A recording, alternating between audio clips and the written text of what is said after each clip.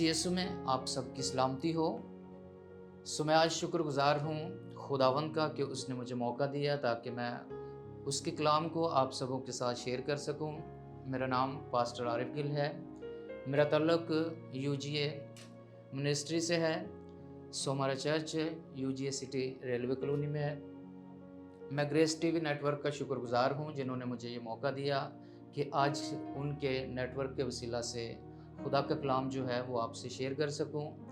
आज का हमारा इनवान जो है वो है गुनाह के नताइज। गुनाह खुदा से बगावत का नाम है। कलाम हमें सिखाता है कि गुनाह की मजदूरी मौत है। कलाम मुकद्दस में से आज हम खुदा के बंदा दाऊद की ज़िंदगी पर गौर करेंगे और फिर हम हननिया और सफूरा के बारे में देखेंगे कि खुदा का कलाम जो है उनके गुनाह के तल्लक से हमें क्या सिखाता है। कलाम मुकद्दस में से दूसरा सैमुएल उसका 11वां बाब और उसकी वर्स नंबर 2 से हम पढ़ेंगे।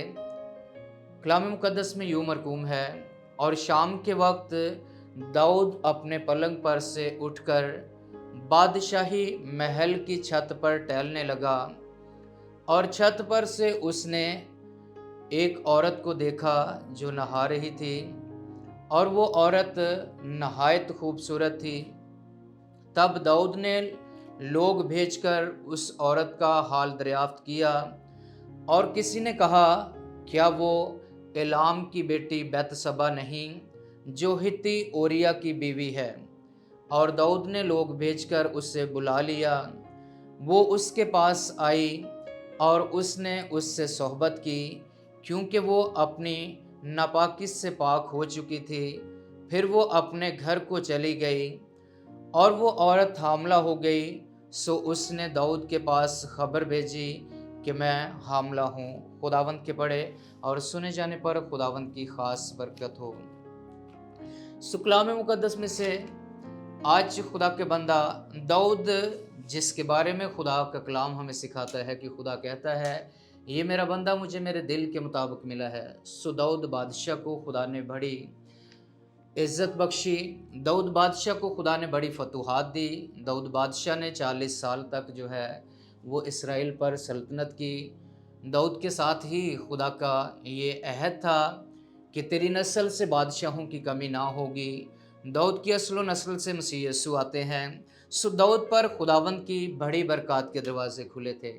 लेकिन ये ऐसा एक फेल और गुनाह खुदा के बंदा दाऊद की ज़िंदगी में आता है जो उसको खुदा से दूर करने का सबब और वसीला बनता है।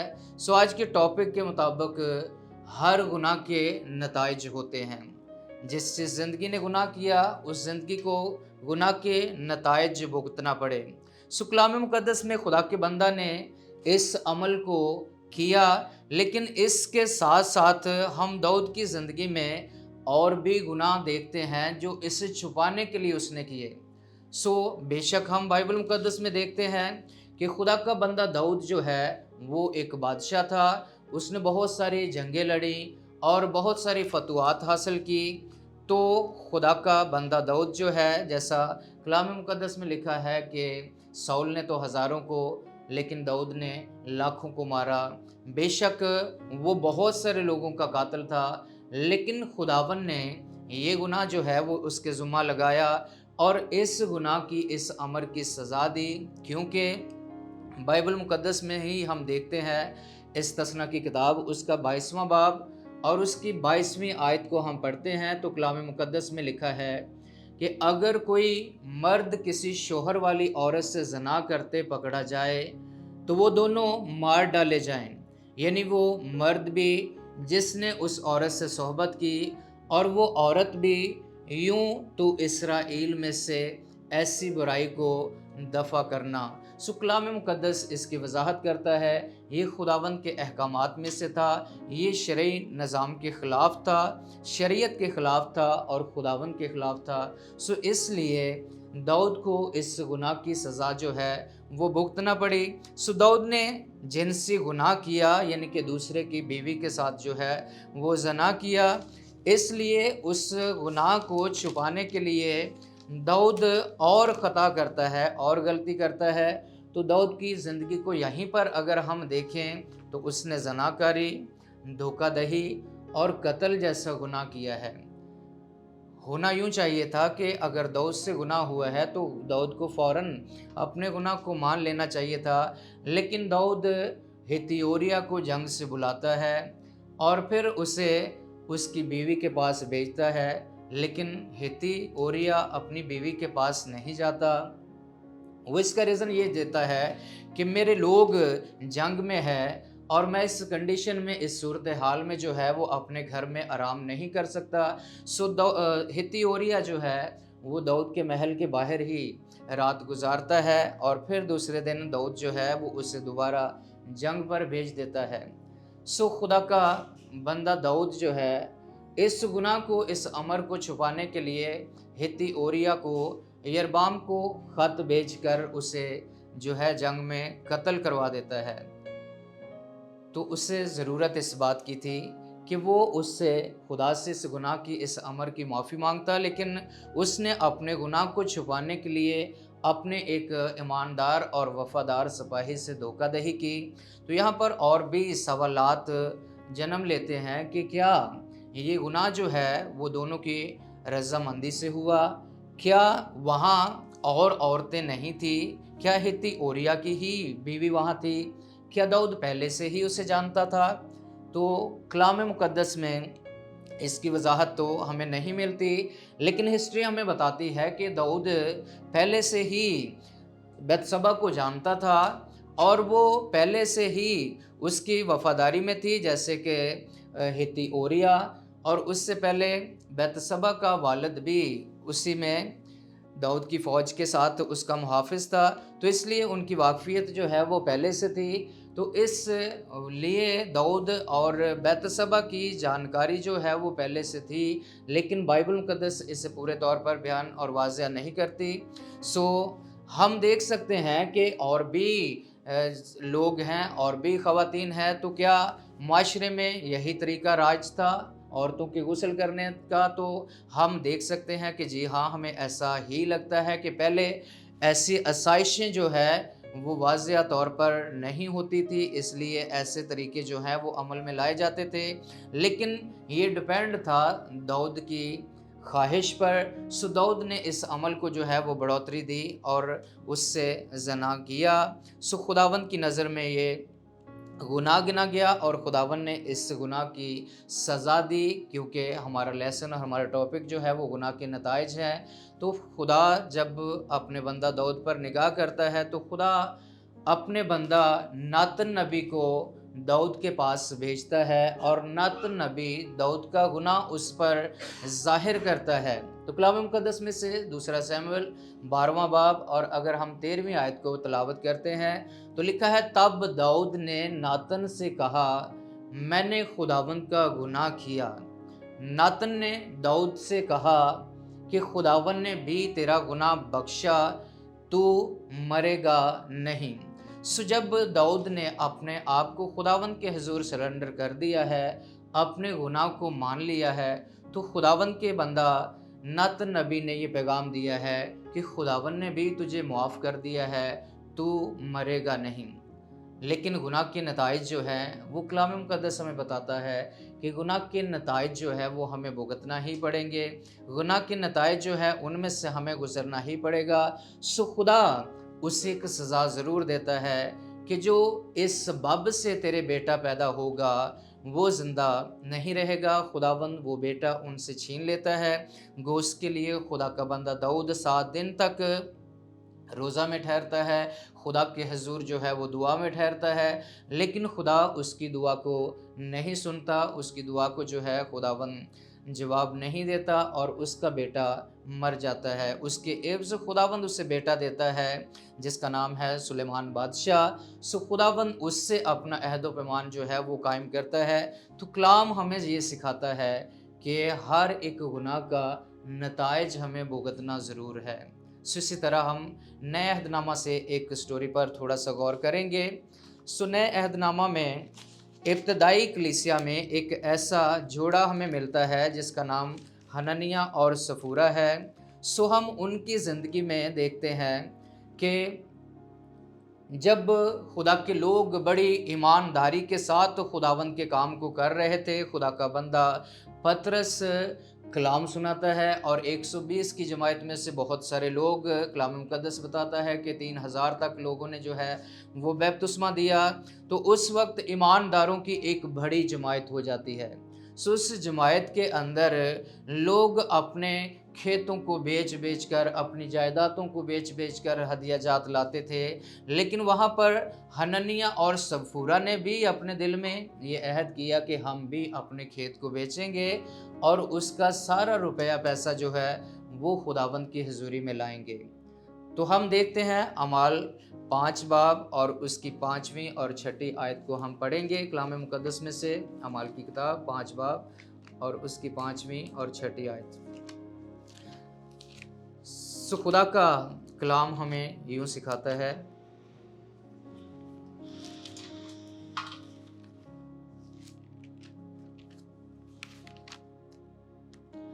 پہلی آیت سے ہم اسے پڑھیں گے۔ اور ایک شخص حننیہ نام اور اس کی بیوی سفیرہ نے جائیداد بیچی اور اس نے اپنی بیوی کے جانتے ہوئے قیمت میں سے کچھ رکھ چھوڑا اور ایک حصہ لا کر رسولوں کے پاؤں میں رکھ دیا۔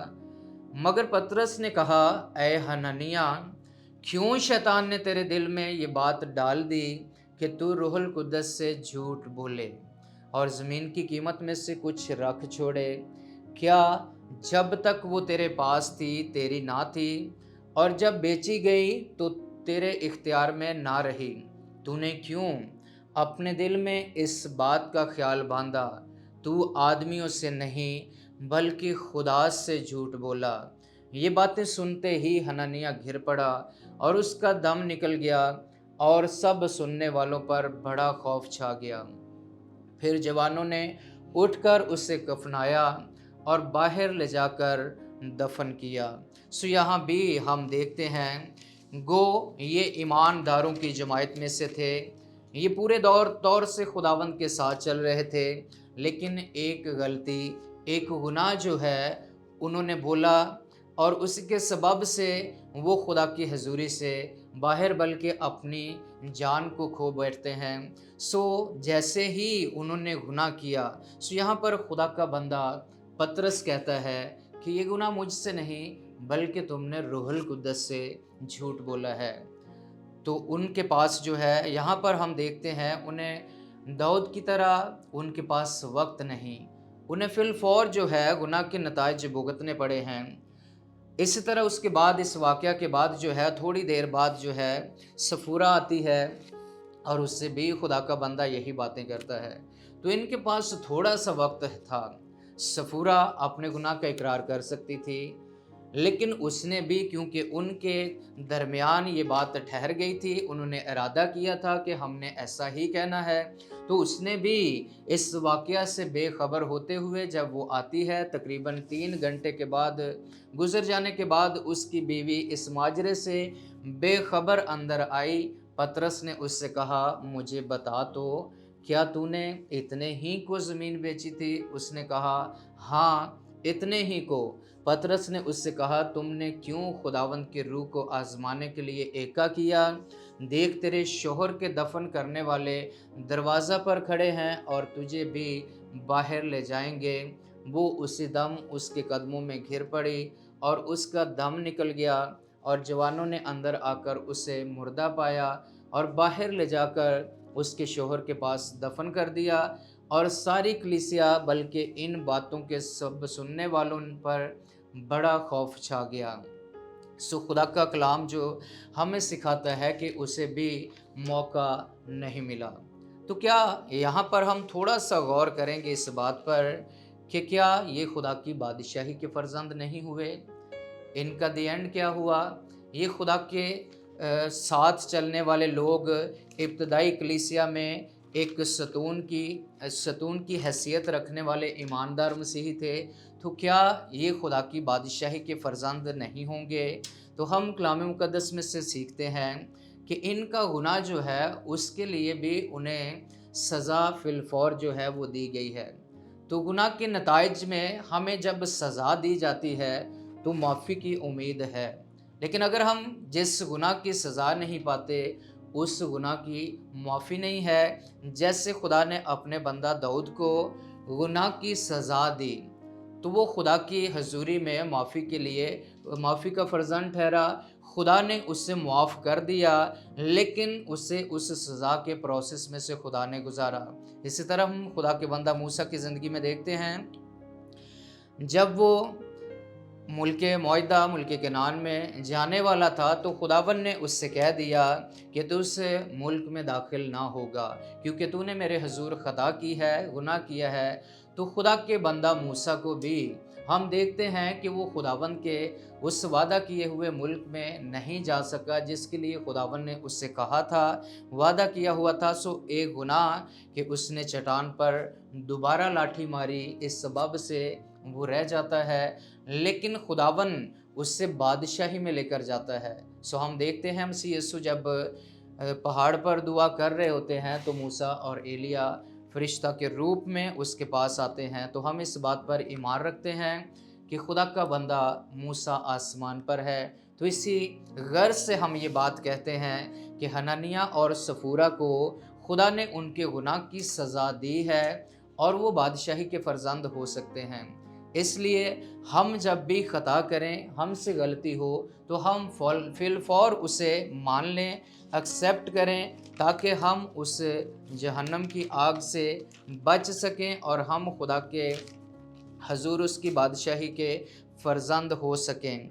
इसलिए गुनाह के नताइज यकीनी है। अगर खुदा हमें गुनाह की सज़ा नहीं देगा, तो फिर हम बादशाही के फर्जंद नहीं हो सकते। सो खुदा इसीलिए हमारा इंसाफ करता है, ताकि हम उसकी बादशाही के फर्जंद और बेटे हो सकें। सो खुदा ने अपने बंदा दाऊद को बड़ा नवाजा था। खुदावन उसे ये बातें याद भी दिलाता है।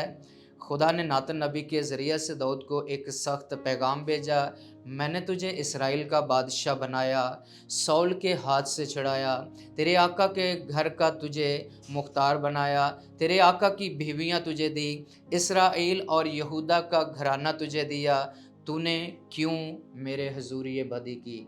तो खुदा अपने बंदा के लिए फ़िक्रमंद भी है और उसे सज़ा भी देता है। तो खुदा आज इसी तरह मेरे और आपके लिए फ़िक्रमंद है।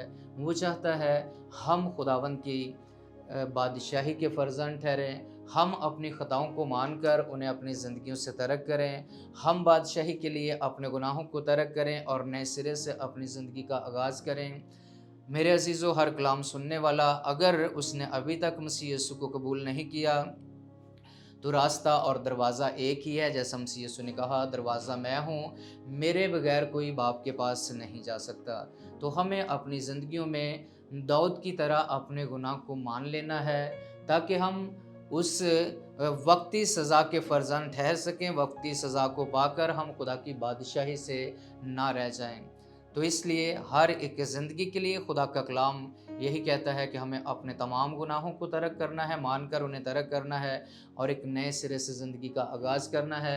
यीशु के लहू से हमें धुलना है, बपतिस्मा लेना है, ताकि हम नई ज़िंदगी का आगाज़ कर सकें और मसीह को अपनी ज़िंदगी में पहन लें। सो खुदा यही चाहता है, इसलिए उसने अपने बेटे हमारे खुदावंद यीशु को कोहे कलवरी पर दिया। कलाम सिखाता है यूहन्ना 3:16, खुदा ने दुनिया से ऐसी मोहब्बत रखी कि उसने अपना इकलौता बेटा बख्श दिया, ताकि जो कोई उस पर ईमान लाए हलाक ना हो, बल्कि हमेशा की ज़िंदगी पाए। खुदा चाहता है हम हमेशा की ज़िंदगी पाएँ, लेकिन गुनाह के साथ हम हमेशा की ज़िंदगी के वारिस नहीं हो सकते। हमें अपने गुनाह को तर्क करना है, मान कर तर्क करना है, ताकि हम खुदा की बादशाही के बेटे और बेटियां हो सके। सो खुदावन हम सबको ऐसा करने की तौफीक दे। उम्मीद करता हूँ कि हम आज इस कलाम के वसीला से, क्योंकि कलाम यकीनी कहता है कि गुनाह के नताइज जो हैं वो हमें भुगतने हैं, सो ज़रूरी है कि हम अपने गुनाहों को यहीं पर मान लें और यहीं पर तर्क करें और यहीं पर उस गुनाह की सज़ा पाएँ, ताकि हम बादशाही के फर्जंद हो सकें। सो खुदावन हम सबको ऐसा करने की तौफीक दे। कलाम मुक़द्दस के पढ़े और सुने जाने पर खुदावन की ख़ास बरकत हो। खुदावन का शुक्र। हम दुआ करेंगे इस कलाम के लिए।